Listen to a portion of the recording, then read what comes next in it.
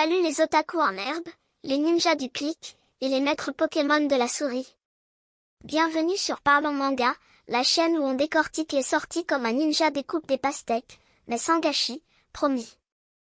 Je suis votre sensei de la BD japonaise, le shogun du shonen, le gourou du graphisme, bref, l'ami Aiko qui vous accompagne pour un voyage délirant à travers les pages qui sentent bon l'encre fraîche. Aujourd'hui, accrochez-vous bien à vos baguettes, car notre déesse du manga, Aiko, va nous révéler les pépites qui débarquent dans nos librairies le mois prochain. Attachez vos ceintures de lecteurs compulsifs, car on va survoler ces nouveautés plus vite qu'un Pikachu avec un surplus de caféine. Alors, installez-vous confortablement, mettez vos lunettes de lecteur averti, et préparez-vous à décoller vers l'univers infini des mangas du mois prochain avec le sourire, parce que Parlons Manga, c'est sérieux, mais avec une touche de kawaii.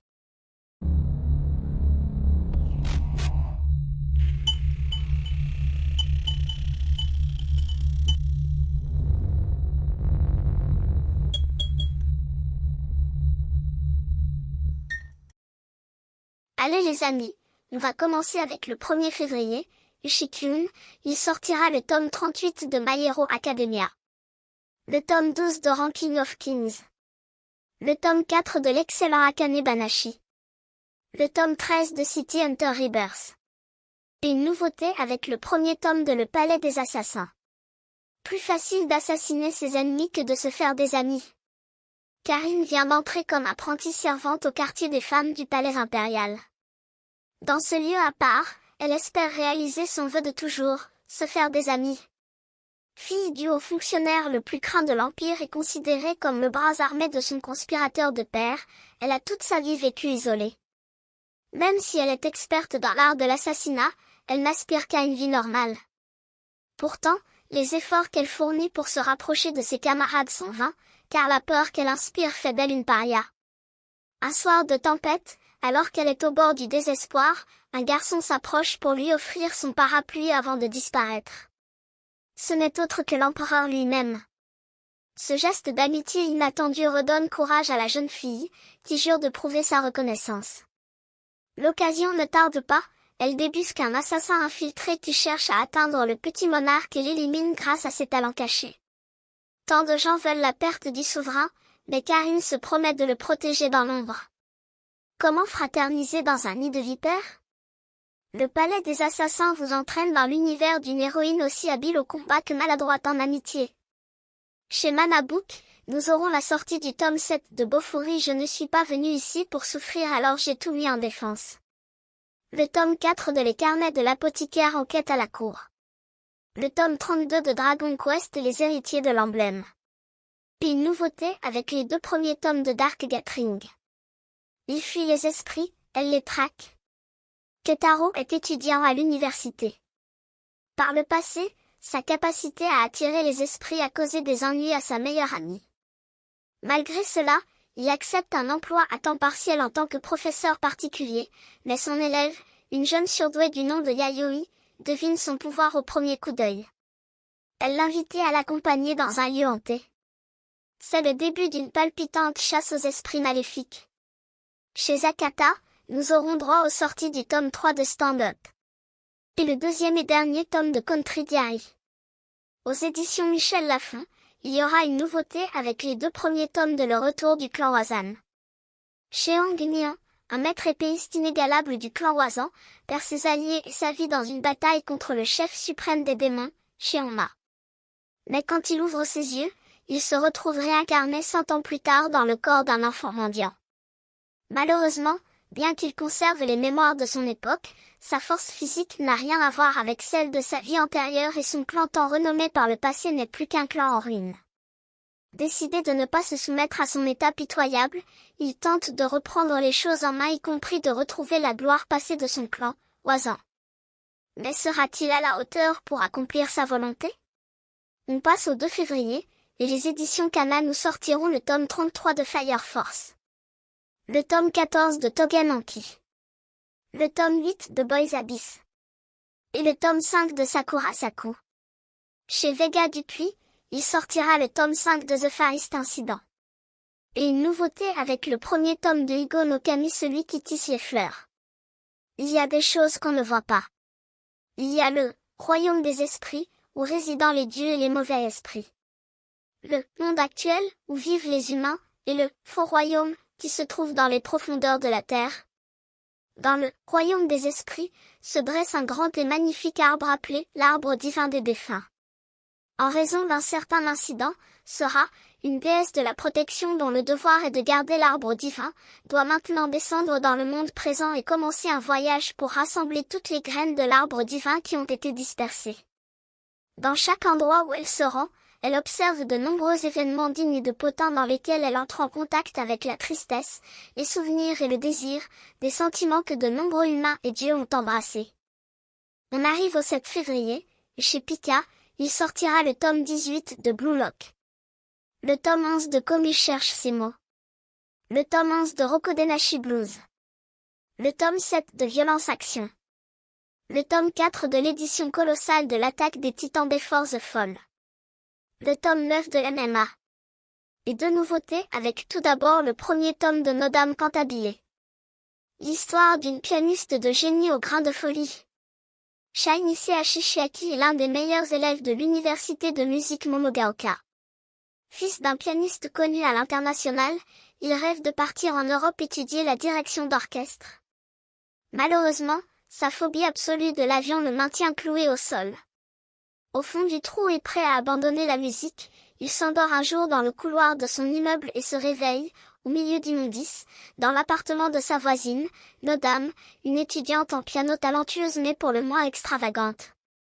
Cette dernière a en effet eu le coup de foudre pour lui et a décidé de ne plus le lâcher d'une semelle.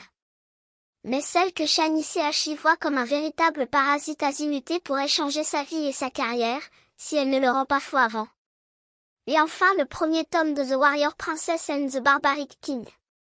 Séraphina de Ravilan, la plus valeureuse des chevalières d'Occident, première épée du royaume d'Ildoran, commandante chargée d'envahir les fertiles régions barbares de l'Est, est malheureusement vaincue et faite prisonnière par Veor, le chef ennemi. Enchaînée dans une froide geôle, elle se prépare à endurer les pires tortures et humiliations. Mais à sa grande stupeur, le chef des barbares ne veut rien d'autre que la prendre pour épouse. Une cohabitation inattendue dans un univers hostile de fantasy débute alors.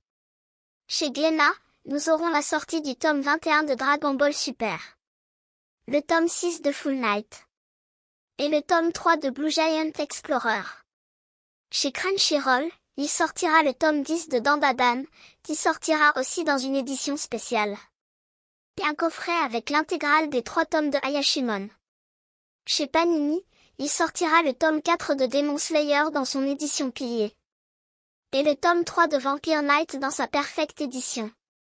Chez Delcourt Tonkam, je ne parlerai que des nouveautés, et ce sera tout d'abord le premier tome de Hack Programme. Kyuzami vit seul avec sa mère. Un jour d'été, il voit débarquer chez lui un robot qui ressemble à s'y méprendre à une jeune fille. Cette créature est venue étudier l'âme humaine, et le jeune Q va rapidement se rendre compte qu'on peut facilement tomber amoureux d'un être pourtant dépourvu de cœur. Et aussi le premier tome de Le Secret de la Souris. Il était une fois un monde où vivaient diverses créatures anthropomorphismes. Parmi elles, se trouve une race très rare nommée Innocence, qui serait en capacité de sauver le monde. Un jour, un homme d'une caste supérieure d'aristocrate de renards sauve une fille de la plus basse caste de souris qui allait se faire violer. Cependant, ce qu'il ne sait pas c'est que la fille cache un grand secret qui va secouer le monde. Chez Soleil Manga, il sortira le tome 16 de Chocolate Vampire. Le 4e et dernier tome de Marie la sorcière. Et une nouveauté avec le premier tome de Pandora Seven. La boîte de Pandore ne doit jamais être ouverte. Écailles, ailes, vignes, cheveux, rien de tout ça n'avait d'importance pour Lia car ses amis et sa mère l'aimaient. Elle vivait une existence joyeuse et paisible, presque sans inquiétude. Bien sûr en tant que seul membre de l'humanité sur l'île, elle rêvait de rencontrer des gens de son espèce. Mais elle ne s'attendait pas à ce que ces jours paisibles prennent fin, quand des humains débarquent sur l'île et attaquent ses amis et sa famille. C'est en ouvrant la boîte que commença sa quête pour tous les sauver. Pour le 8 février, il y aura des sorties chez Kurokawa avec le tome 10 de Oshinoko. Le tome 8 de Call of the Night. Le tome 3 de Tsugai Damon of the Shadow Realm. Le tome 23 de la saison 6 de Hippo. Et deux nouveautés avec tout d'abord le premier tome de Le goût des fraises. Une comédie romantique qui vous fera rougir comme une fraise? Lorsque son grand-père producteur de fraises ne peut plus travailler après un accident, Sarah, encore étudiante, décide de l'aider en rejoignant l'entreprise familiale. Elle y fait la rencontre de Minori Sugiura, un agriculteur de 33 ans, qui lui enseigne les ficelles du métier. D'abord effarouchée par ce grand gaillard aux allures revêches, elle apprend à le connaître avec le temps et commence à éprouver des sentiments pour lui. Minori lui aussi est charmé par Sarah, mais il ne sait pas comment lui communiquer ses sentiments. Et enfin le premier tome de Ramen Akaneko. Un restaurant de ramens, des patrons chats, une human manager. Le nouveau manga feel good qui fait ronronner le Japon. Tamako se rend dans un restaurant de ramens afin de passer un entretien d'embauche, mais cet établissement a une particularité, il est tenu par des chats. Lorsqu'elle avoue au patron qu'elle préfère les chiens, il décide de l'embaucher pour qu'elle s'occupe des employés du restaurant. Chez Kyun, il sortira le tome 11 qui sera le dernier tome de Esho. Le tome 29 de Golden Kamuy. Le 7e et dernier tome de Tsugami Project. Et une nouveauté avec le premier tome de My Dear Detective. À la fin des années 20, le Japon est en pleine mutation, mais les femmes ont toujours du mal à se faire une place dans le monde du travail. Mitsuko a malgré tout réussi à trouver un emploi qui lui va comme un gant, c'est la meilleure détective de son agence, à Ginza, en plein cœur de Tokyo. Adultère, personne disparue, aucune affaire ne l'effraie. Son intelligence et son instinct sont ses principaux atouts, sans parler de son courage, qui lui permet d'affronter les remarques désobligeantes des tenants d'une société patriarcale. Lors d'une pause bien méritée dans un café, la jeune femme est abordée par un élégant serveur du nom de Saku, qui lui confie une étonnante mission, retrouver la propriétaire d'une chaussure ornée d'un véritable diamant. Le garçon, autant intrigué par l'affaire que par la détective, l'épaule dans son enquête. Celle-ci mène à un homme qui cache un lourd secret. Et il n'est pas le seul. En effet, Saku appartient à l'une des plus riches familles de la capitale. Mais, pour lui, assister Mitsuko vaut toutes les expériences du monde. Le travail ne manque pas pour la première femme détective du Japon. Sous le glamour du quartier chic de Ginza se cachent drame et surprise. Chez Mehan, nous aurons la fin de Escale à Yokohama avec le tome 13 et 14. Le tome 5 de Succubus et Hitman. Et une nouveauté avec les deux premiers tomes de Magia Record pour la Magie Madoka Magica Side Story. Au fil de leur rencontre, une nouvelle histoire commence. Hiroa Tamaki arrive dans la ville de Kamiyama en poursuivant un mini-cubain, à cause duquel elle rêverait d'une mystérieuse inconnue. Quelle est la signification de ce rêve? Pourquoi est-elle devenue une puella à magie? Et que s'apprête-t-elle à trouver dans cette ville mystérieuse? Chez Zakata, il sortira le tome 8 de Saturn Return. Le 5e et dernier tome de Babel. Et une nouveauté avec le premier tome de Mémoire fantôme. Tetsushi n'est qu'un sous-fifre yakuza qui obéit à tous les ordres de Goda, son supérieur hiérarchique. Mais quand un soir, au détour d'une rue, il croise une mystérieuse jeune fille qui semble avoir tout oublié de son enfance, leur destin bascule. Un drôle de phénomène se produit et Goda est possédé par une étrange énergie, un ange du nom d'Arashi vient de prendre le contrôle de son corps. Ce dernier est descendu sur Terre pour aider Nagi, cette jeune fille en détresse. Commence alors une enquête teintée de mystère pour savoir ce qui lui est arrivé. On passe au 14 février, et chez Mangetsu, il sortira de tome 6 de Rooster Fighter Coq de Baston. Le tome 3 de Pumpkin Night. Le tome 2 de Land.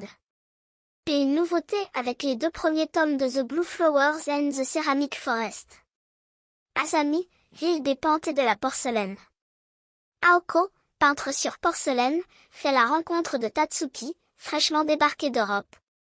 Lorsqu'il dit ne pas être intéressé par la peinture sur porcelaine, celle-ci a l'impression que l'on renie tout ce qu'elle est. Malgré cela, Aoko développe une fascination pour les céramiques blanches dont seul Tatsuki a le secret. On aura aussi une nouveauté chez Soleil Manga, avec le premier tome de Love Coach Kwagakubo-kun. Après avoir passé des années à éviter tout ce qui a trait à l'amour pour me concentrer sur mes occupations, me voilà désormais dans la trentaine.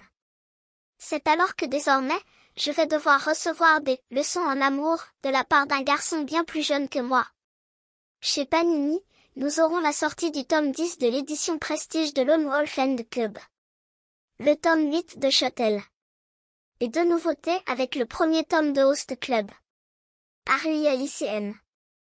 Élève brillante mais démunie, ses résultats scolaires lui ont toutefois permis de rentrer comme boursière dans un établissement privé de très grand standing, le lycée Cerisier et Orchidée. Un jour, alors qu'elle est à la recherche d'un endroit calme pour étudier, elle décide de franchir la porte de la salle de musique. Mais elle est loin de s'imaginer ce qui l'y attend. Et une autre nouveauté avec le one-shot, H. Après une longue absence, le docteur Yuki Asaka est de retour dans sa région natale. Elle remplace sa grand-mère qui exerçait la médecine en milieu carcéral. Mais son arrivée est loin d'enchanter son amie d'enfance, Tatsumi, qui déclare qu'elle ne provoque que des catastrophes. Loin d'être déstabilisée, la jeune femme prend ses fonctions dans la prison où elle a été embauchée et ses débuts pourraient bien donner raison à Tatsumi. La malchance semble bien être à ses côtés. Le 16 février chez Kana, il sortira le tome 18 de Moriarty. Le tome 20 de Naruto dans son édition Hokage. Le tome 6 de Tokyo Alien. Et le tome 9 de Entre les lignes. Chez Vega Dupuis, nous aurons la sortie du tome 4 de numéro 6. Et le tome 3 de Bateau Usine. Le 21 février, il sortira chez Crunchyroll, le tome 18 qui sera le dernier tome de Mashle, qui sortira aussi dans une édition collector, mais je n'ai pas trouvé de visuel à vous montrer quand je tourne la vidéo. Chez Pika, nous aurons la sortie du tome 14 de Blue Period, qui sortira aussi dans une édition collector. Le tome 6 de Gashakuta. Le tome 6 de Windbreaker. Le tome 4 de Jumbo Max. Et deux nouveautés avec le premier tome de True Hero. Les héros ne sont pas toujours là où on les attend. Aoi et Hiro, deux frères jumeaux, se sont jurés de devenir des héros, des êtres considérés comme supérieurs. Quelques années plus tard, alors qu'Ao peut maîtriser le feu, Hiro n'a aucun pouvoir et doit malheureusement abandonner son rêve. Il s'engage comme nettoyeur pour réparer les dégâts causés par les combats en ville. Mais les héros cachent un sombre secret et lorsqu'Hiro trouve son ami d'enfance, Hiruka, traumatisé, la vérité éclate. Le jeune garçon va tout faire pour protéger son ami, jusqu'à défier cette société de prétendus héros. Et enfin le premier tome de Limite. Il suffit de se laisser porter par le courant pour vivre sa vie sans souci. Telle est la philosophie de Mizuki. Amie proche de Sakura, la reine du lycée, elle fait partie des élèves populaires de son école et participe aux brimades que font subir ses copines à leurs camarades pour préserver son statut social et sa tranquillité. Mais son petit monde s'écroule le jour où, au cours d'un voyage scolaire, toute sa classe est victime d'un accident tragique qui coûte la vie à la majorité des élèves. Perdue en pleine forêt sans aucune ressource, Mizuki va devoir composer avec les autres survivantes si elle veut espérer survivre jusqu'à l'arrivée des secours. Chez Glénat, il sortira le tome 12 de Sakamoto Days. Et le 23e et dernier tome de Les Enfants de la Baleine. Chez Mangetsu, il sortira le tome 18 de Shiruhan. Le tome 7 de Mibugi Shiden. Le tome 7 de Ma Revenante Bien-Aimée. Et une nouveauté avec le premier tome de The Alpine Climber. Yasuyoshi Yamanoa est un alpiniste de renommée mondiale.